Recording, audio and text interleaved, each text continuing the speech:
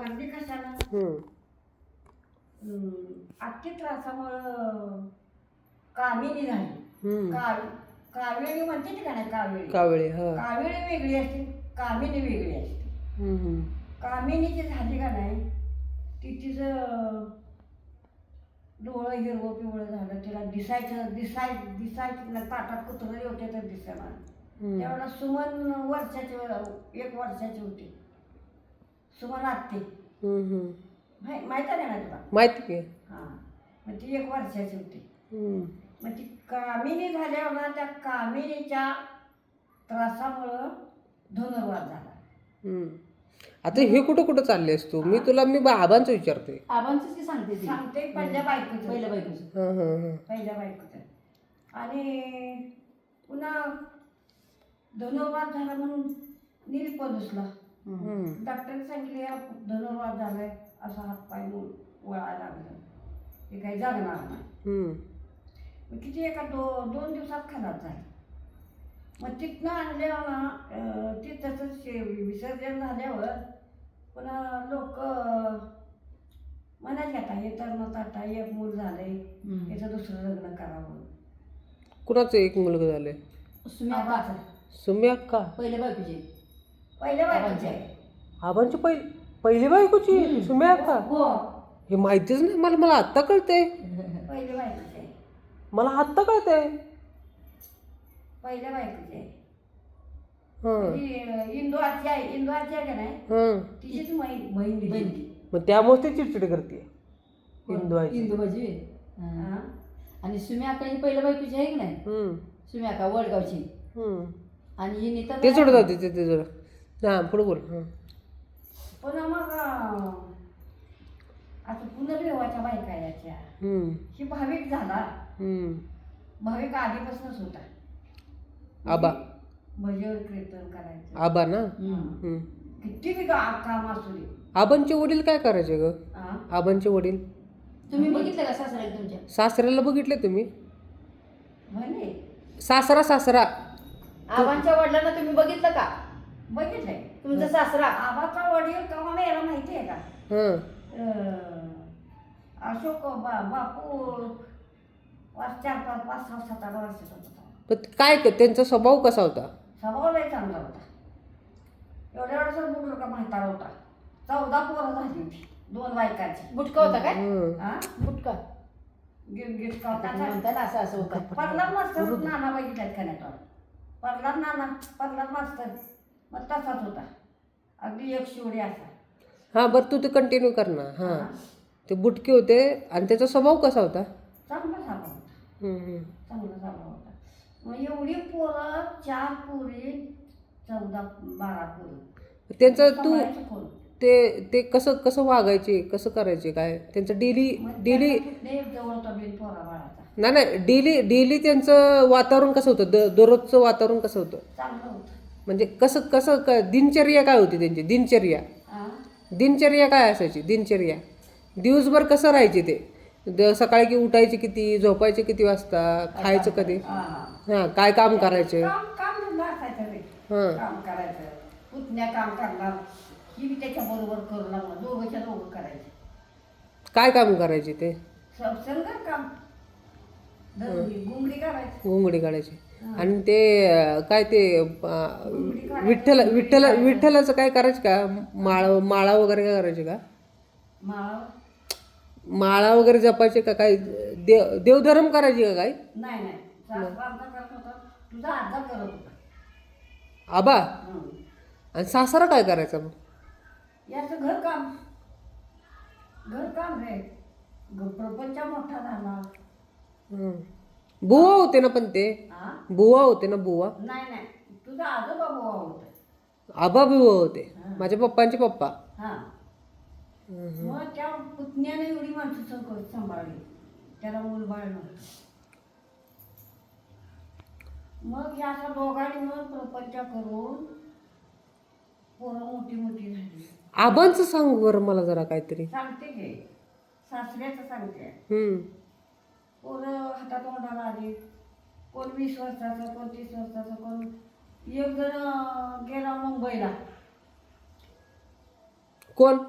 5 रुपये तिकीट मुंबईला जायला. कोण गेलतं मुंबईला? आकाताईचा वडील. हं हं पोरं नाही झाली आता जगवायचं कशावर. मग 10 रुपयाच्या हाजरीवर 5 रुपयाच्या हाजरीवर मुंबईला काम केली. हं त्यातनं आली माणसं. त्यातनं आलं मग आपली सगळी कसरगर काम करायला लागली ना. महादाचं वडील झालं 3रा नंबर त्याचा. मग त्यांच्या जन्माला नुसतं 500 रुपयाला 14 एकर जमीन घेतली. नुसतं 500 रुपयाला 14 एकर सासऱ्या आमच्या. आता ही अंडरवर्ल्ड आहे का नाही, नुसत्या 500 रुपयाला घेतली.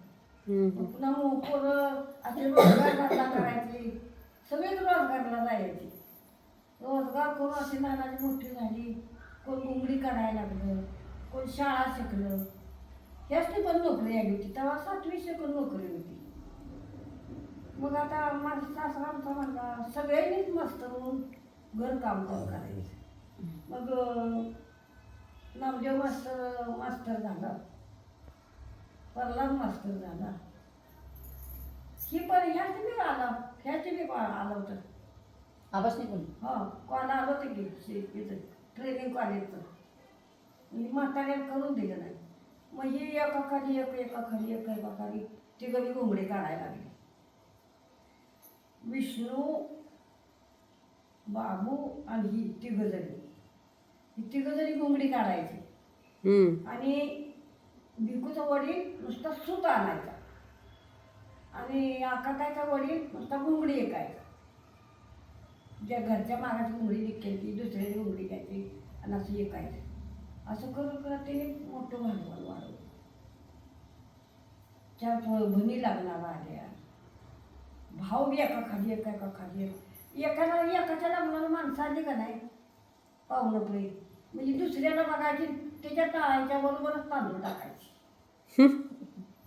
कुणाचा पटका मागून आणायचा, कुणाचं धोतर मागून आणायचं, कुणाचं शर्ट मागून आणायचा आणि ते घालायचं तांदळाला उभा करायचा. लग्नात लगीन म्हणजे बाबूरावचं लगीन आणि ह्यांचं लगीन एका मांडवात झालं, एका मंगलाष्टला. एक मूल दोघांचं झालं. दोघांचे बी एक पोरी झाल्या.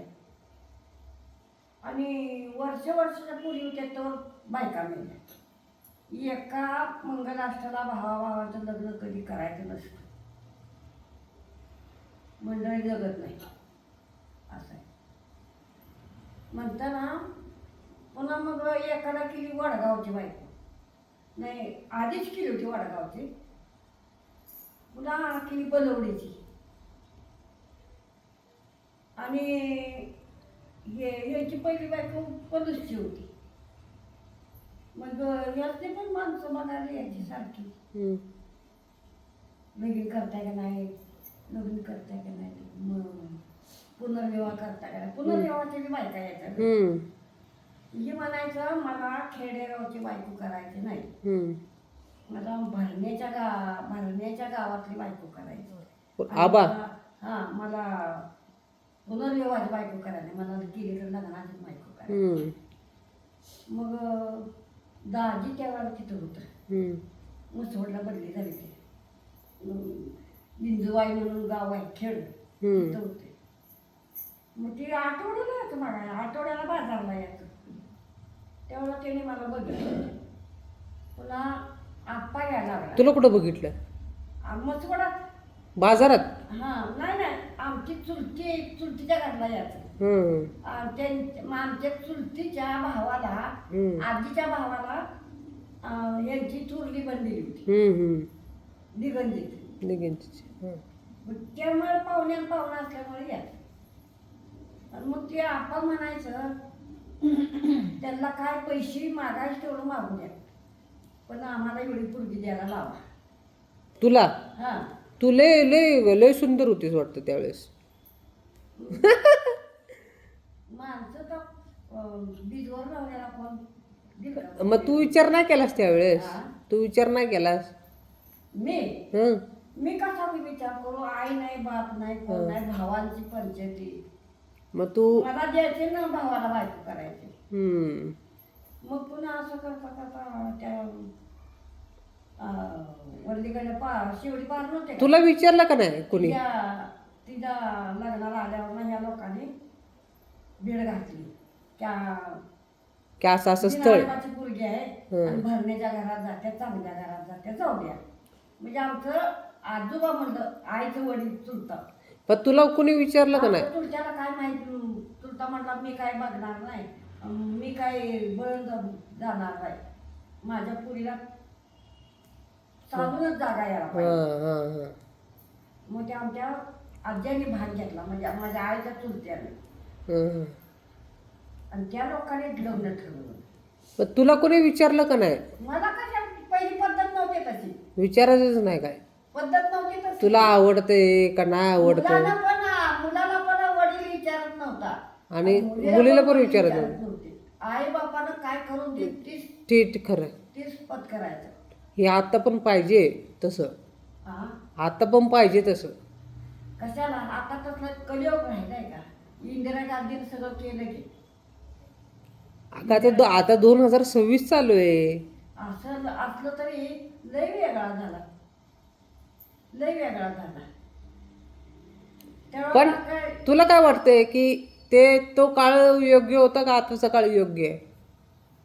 आता काळ असाच राहतो का आणि दुसरा दिवशी? नाही, त्यावेळेस तुझ्यासोबत जसं झालं ते योग्य आहे की आता विचार करून लग्न करणं योग्य आहे? तुला काय वाटतंय? विचार करणं आता पहिल्या मुला मुलीचं पहिलं काय चालत नव्हतं. आई बापानी भावानी चुलत्यानी करून दिल तिथं ती कड काढलाच पाहिजे.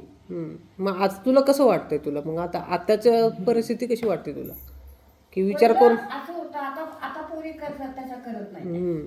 नाही पहिली पण तुला कुठलं योग्य वाटतंय? 10 जणाच्या ह्याच्यात दडत्यात राहून मग त्या हिशोबाने तुला वाटतं की आताच योग्य आहे? तसा निघाला तर बरंच झालं की व्यवस्थित. हो, विचार करून केलेलं चांगलं आहे.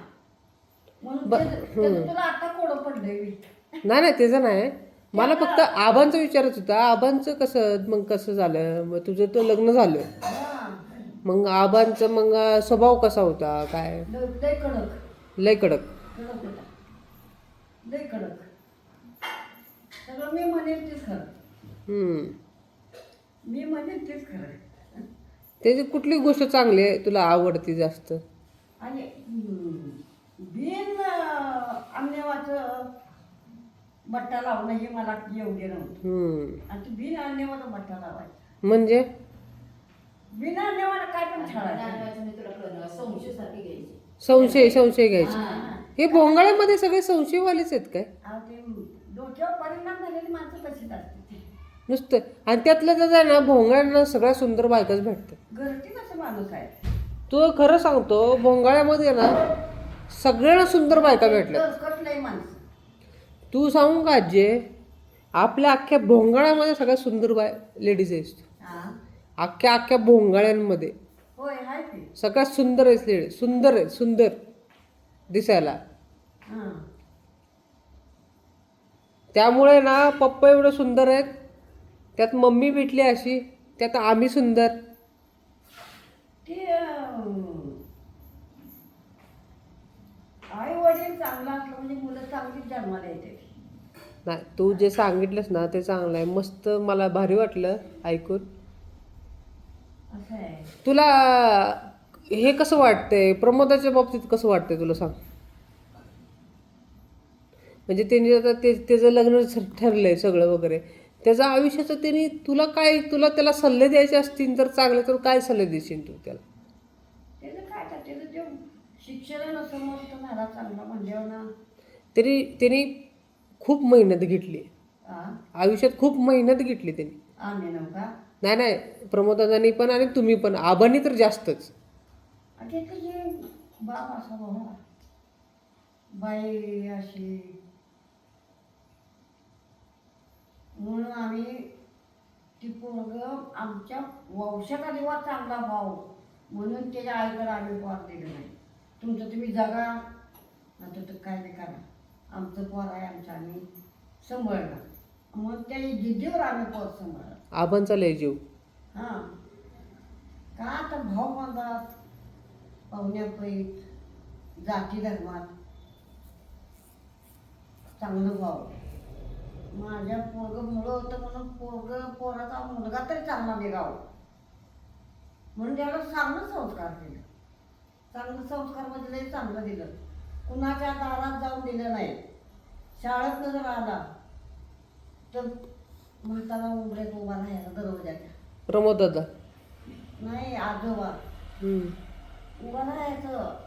अजून कसं पोरगं येणार. तेच की प्रमोद दादासाठीच ना. हो. अजून कसं पोरगं येणार. पोरगं शाळा सुटली की क्रिकेट खेळायला थांबायचं. मग त्या घराच्या माणसाचे दचैन पडून द्यायचं नाही का. त्याला काय वाटायचं माझं इकुलती एक पोरगं आहे. पोराचं कोणतं काय तर करल, कोणतं मारून टाकल, कोणतं काय करल हे भीती असायची. दुसरं काय नाही. प्रमोद दादा कसं होतं का लहानपणी. हा लहानपणी कसा होता प्रमोद दादा. असंच हाय असंच की नटखट. असाच हां असंच हाय असंच. कसं मग त्याचं कसं असायचं म्हणजे. त्याला आजोबाचं शिक्षण चांगलं होतं. कुणाच्या घरी जायचं नाही, कुणाच्या वाईट पोरांच्या नादाला लागायचं नाही. हो ते खरं आहे. मग आणि ते दिवस माळाच्या कुणाच्या घरी राहून द्यायचं नाही, राहायला राहून द्यायचं नाही. कुठं तेवढा घरोघरी टीव्या नव्हत्या. म्हणजे पुढं महिन्याच्या टीव्ही असायची चिवळ्या अन्नाच्या. तिथं तेवढा जायचा तासभर गेला की तिथनं आला की जेवायचा म्हणजे अभ्यास करत बसायचा रात्री 2 वाजता. बापरे. शाळा सुटली की तिकडं मंत्रालयात जायचं अभ्यास करायला. तो एक साळुक्याचं पोरगं एक आणि एक मस्क्याचं पोरगं म्हणजे मराठीची 2 पोरं. ही 3 पोरं. ह्या 3 पोराची गटमट का नाही कुठं कोणाच्या मित्रात नाही, कोणत्या पोराच्या सर्टील नाही. आणि तिने पोरं इंजिनियर नाही. मंत्रालयात जायचे पाठीमाग कार्यालय आहे का नाही तिथं जायचे अभ्यास करायला. त्या पोरात मी नाही कुठं नाही. म्हणजे 3 पोरांचं का नाही मैत्री चांगली होती. पण तिने पोरं चांगली नाही. तिने पोरं शिकली मराठ्याची. म्हणून मैत्री ही चांगल्याची असतात असं आहे. आणि कोणाच्या फलतोकच्या नादाला लागून चांगलं होत नाही. ते खरं आहे. असं असतं. त्याचं तर वाटोळ होईल तर आपलं तर वाटोळ होईल असं असते. आणि त्याला घरची माणसं पण चांगली लागते संस्कार द्यायला. ना आबांनी आणि तू म्हणलंस तर घडवलंस चांगलंच. दाजी मास्तर होता का नाही त्याला 8-9 पोरी आणि 5-7 पोरं उपरच्या हॉलमध्ये असायची वर अभ्यास करायला. रातच्या 9 वाजता ते पोरांना सोडत नव्हता. अभ्यास करून घ्यायचा त्यांच्याकडं. त्यांच्याकडं 6वी-7वी शिकवायला. तेव्हा 10वी नव्हती. 7वीचे पोरं शिकवायला होता. 7वीचा वर्ग घेतला होता. शिक्षण चांगलं असायचं. प्रमोदाची तुला चांगली गोष्ट काय आठवते तुला सगळ्यात. प्रमोदाची सगळ्यात चांगली गोष्ट काय होती. स्वभाव चांगला. कुणाला उलटं न बोलणे. आणखीन शाळामध्ये नातूंमध्ये कुणाच्या कुठल्या पोराच्या नादाला नाही काय नाही. आणि शाळेत सुद्धा सर त्याच्यावर लई लक्ष द्यायचं. कोणी कुठल्या सरांनी शिकवलंय आणि ते त्याला येत नाही असं काय त्यानं सांगितलं नाही. यातच त्याला ती डोकं फोडून करून करायचाच अभ्यास. तासभर अभ्यास केला तर बरोबर दिवसात अभ्यास करायचा. सगळं त्याच्या स्मरणशक्ती चांगली होती.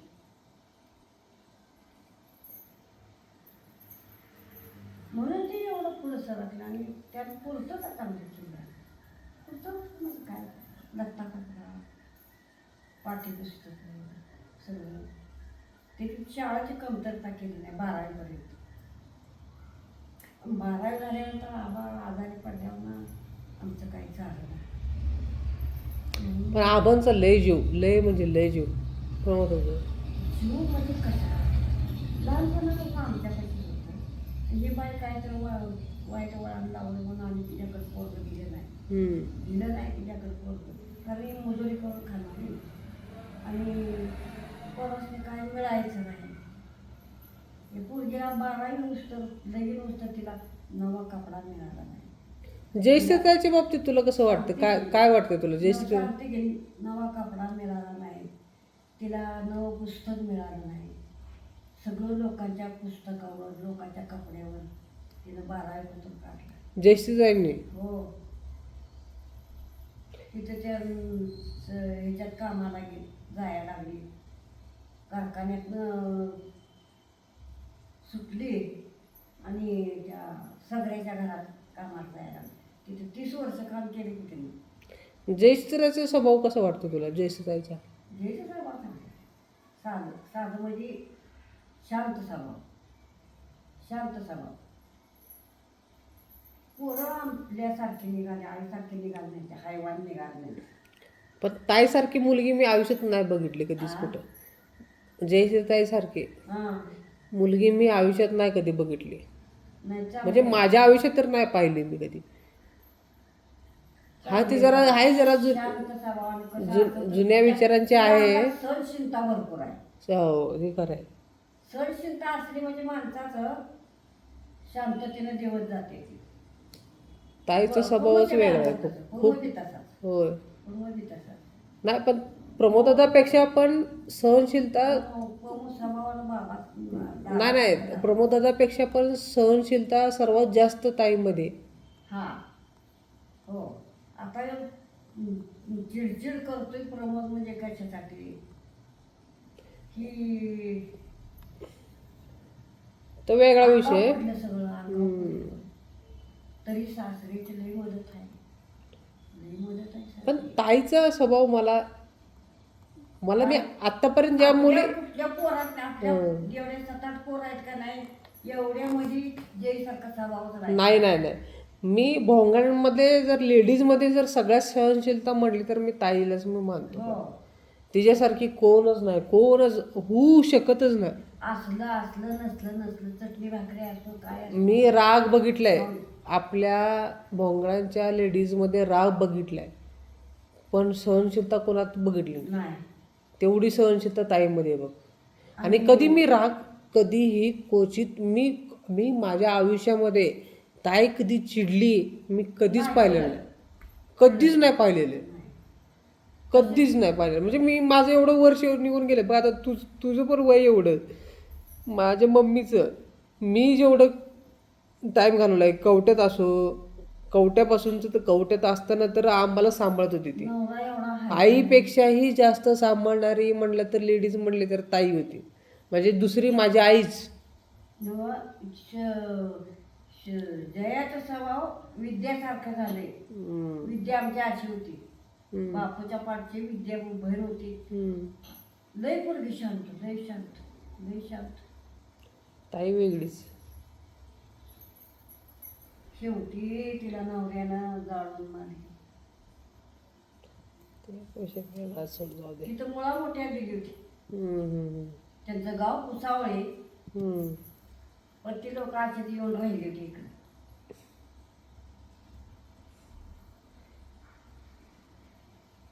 आमच्या सगळ्या 10-15 पोरीतनी एवढी पोरगी आमची चांगली होती. तशीच जयाला झाल्या. होय शेम जया तशी झाली. नवरा इतका तर रोज त्रास देतो सासू इतकी त्रास देत होती कधी म्हणले नाही की मला माझा एवढा घरात असायचं. नवरा नाही त्रास देतो.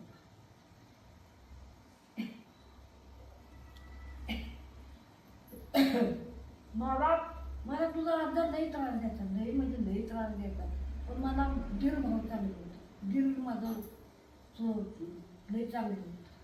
सगळं दीर बाजू घ्यायचं, सासरा बाजू घ्यायचा, सासरालाही बाजू घ्यायचा. म्हणायचं मी एक दिन आई बाची आहे. हिला जर तो ताप दिलास आणि निघून गेली तर तुला पुन्हा बायको कोण द्यायचं. सगळं मी करून बघितलं. हिरीत पडायला गेली,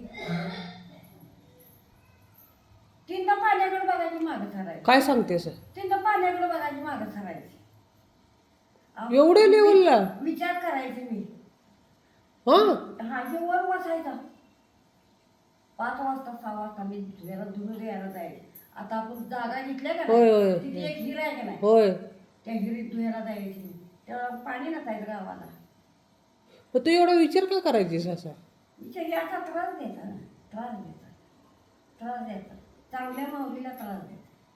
तू एवढी सुंदर, एवढी, अगं तुझ्यासारखी एवढी चक्रम होता, चक्रम. नाही ग, आबा तर नंतर झाले ना चक्रम. नंतर चक्रम झाले ना आबा. नंतर झालं, पण ते रक्त तसलंच की, रक्त तसलंच भेकड.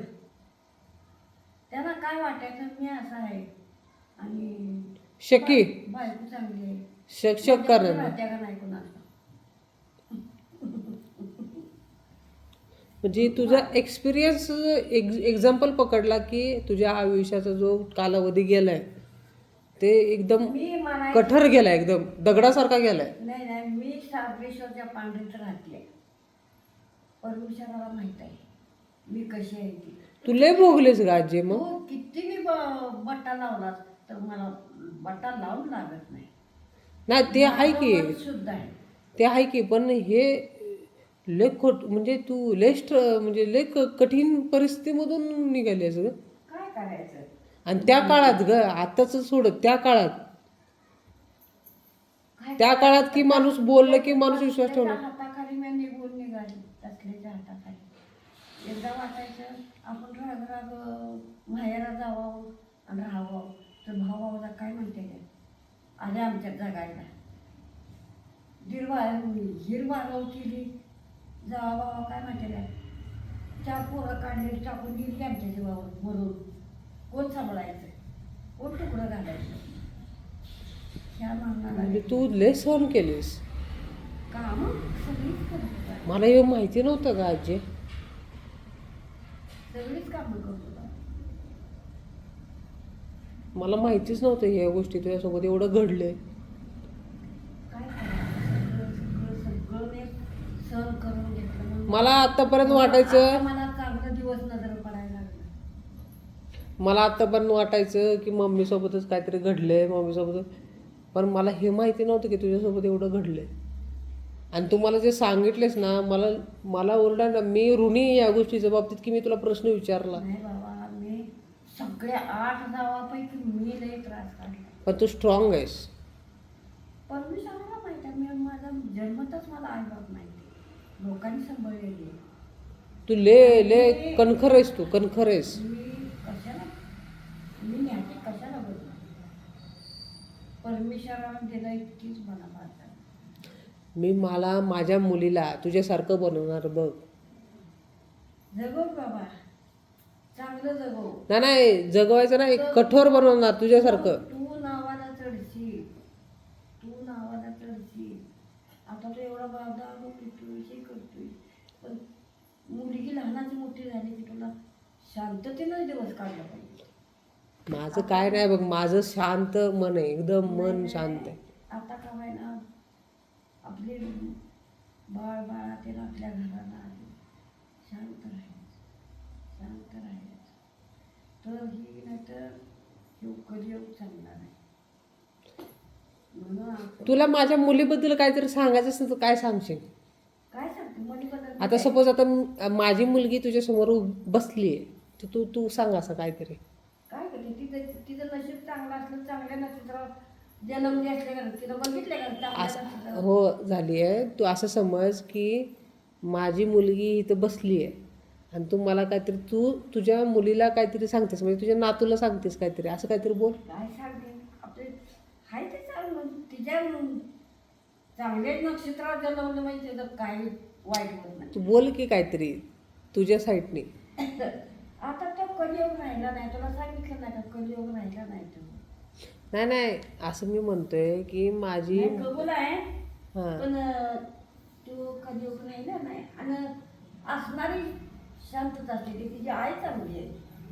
आई चांगलीच आहे की शुभांगी, पण माझ्या मुलीला काहीतरी संदेश द्यायचा आहे. सपोज काहीतरी चांगली गोष्ट सांगायची तर असं आता माणसाचं चाकून राहिलं नाही, त्यावेळेस कसं होतं, आता कसं आहे, आता अगं, कसं माणूस निघत. ते नाही म्हणत आहे मी, तुला काय म्हणतोय, माझ्या मुलीला काहीतरी संदेश द्यायचा. असं संदेश कसं असतं, संदेश दे की काहीतरी, की तू आता बघ असं असं सांग.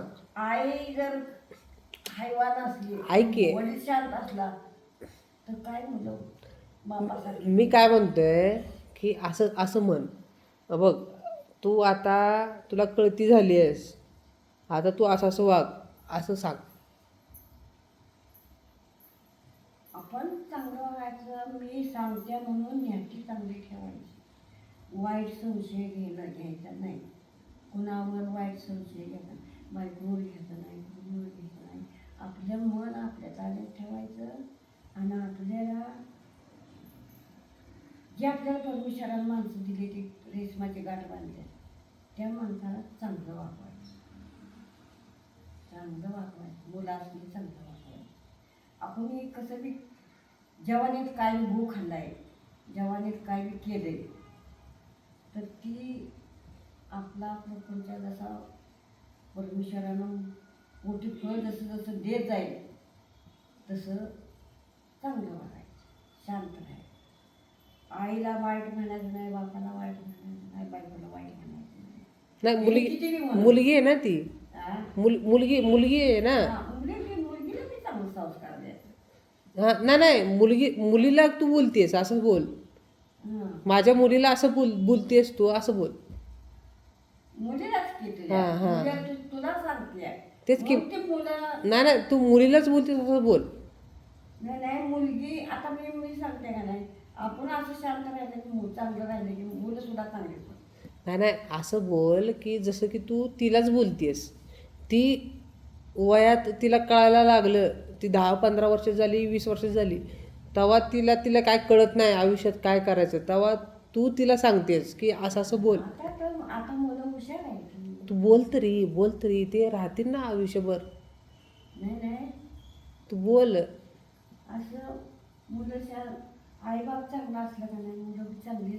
तिला असं सांग, तिला असं विचारानं म्हण. चांगली होती. आता तिला असं असं म्हण की तू ह्या वयात आलीस तर असं असं वाग. आता सांगायला लागत नाही. बोल तरी. पहिल्या मुला मुलीचे 15 वर्षाचं 10 वर्षाचं होतं, काय कळत नव्हतं, म्हणून लोक शिकवायचे, सांगायचे. तू बोल तरी असं की असं असं वाग म्हणून. बघू, लहान मुलं मोठं झाल्यावर बरं तिने कसं वागलं पाहिजे, पण ते वयात आल्यावरती तिने चांगलं वाटते ते, नाही नाही, कसं वागलं पाहिजे तिने, माझ्या मुलींनी कसं वागलं पाहिजे, चांगलं वाटते. कसं आई बाप चांगलं वागलं म्हणजे मुलं बी चांगली वाटते. कसं वागलं कसं पाहिजे तिने, असं काय गोष्टी, वाटवायचं, हाय असं. कसं काय गोष्टी महत्वाच्या आता ठेवा. बुद्धीनं माणसं पोरं मोठी चांगली झाली, ते आपलं लोकांचं शिकवून घेत नाही, ते शिकवून घेत नाही, ते त्याची शिक्षणच आता मेन निघाले कसं.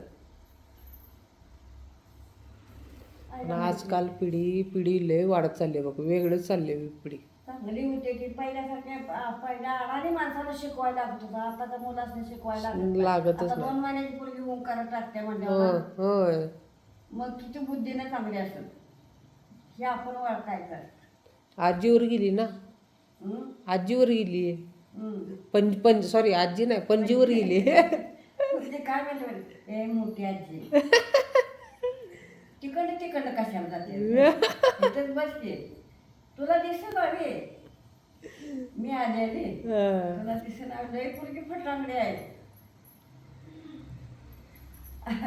मी जरा बडबडले पोरा कोण ओवी ना, माझ्या पप्पाला बोलायचं नाही काय, माझ्या पप्पाला काय बोलू नको. ओवी लय स्वीट आहे, लय स्वीट आहे, लय स्वीट आहे. आणि त्याची फाटकी पॅन्ट होती, अंडर पॅन्ट, त्याचं काय केलं म्या 2 पिशव्या केल्या, तिथं पिशव्या अडकवली ती खुटीला अडकवल्या.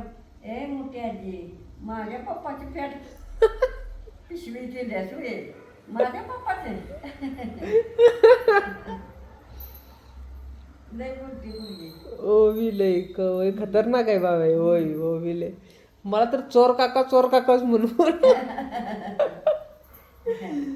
लय कॉमेडी आहे पोरगी लय खरंच. त्या ती आली ना पोरगी आली ना मोलच बनवून जाते बघ पोरगी. पुढेपासून जे असा झिंजा धरून बसली होती ना त्या निलेच्या अय निलेश काका आता एक झिंजे ठेवणार नाही तुमचे पाक कराडा पत्र आली तर ते निलेश काका गाणं म्हणायचे गाणं होय म्हणायचे. इकडं आली ना इकडं जरी आली तरी पण पहिलं माझ्या रूम मध्ये येऊन पडती. माझ्या उरावरच बसती तिथं डायरेक्ट. काका काका गाणी लावा नाहीतर हे करा ते करा नाहीतर खेळाच माझ्यासोबत. तिच्यासमोर खेळ आणि तिथं कोण नसतंय होय होय तेच की तिकडे खेळायला नाही ना पण. पण सगळं मस्त आहे बघ आजी. खेळ कराय पुरगी लय माणूस लगेला. तुला आयुष्यात कोण विसरणार नाही बघ कोण. तशाच्या पुरी निघणार आहे त्या. होय तुझे सगळं तुझे निलेचे पण पुरगी, होय तिची पण पुरगी. होय होय सगळ्या आपल्या पुरी अख्ख्या भोंगड्यामध्ये टॉप लेवल असणार आहे सगळ्या बघ. 100%. आणि पुरी एका मागे एक आल्या मोठे. होय आता भावड्याची पोरगी म्हणावं तर ती तर सगळ्यात डेंजर सगळ्यात हुशार पोरगी निघणार आहे बघ ती. शाळा शिकवा चांगल्या पुरीसनी होय मग काय तुम्हाला जड पडत नाही आणि तुम्हाला पुरी ताप द्यायचा नाही त्या कोणच. चालते चलो गुड नाईट. झोप ना येस येस. कामाला यायचा उद्या.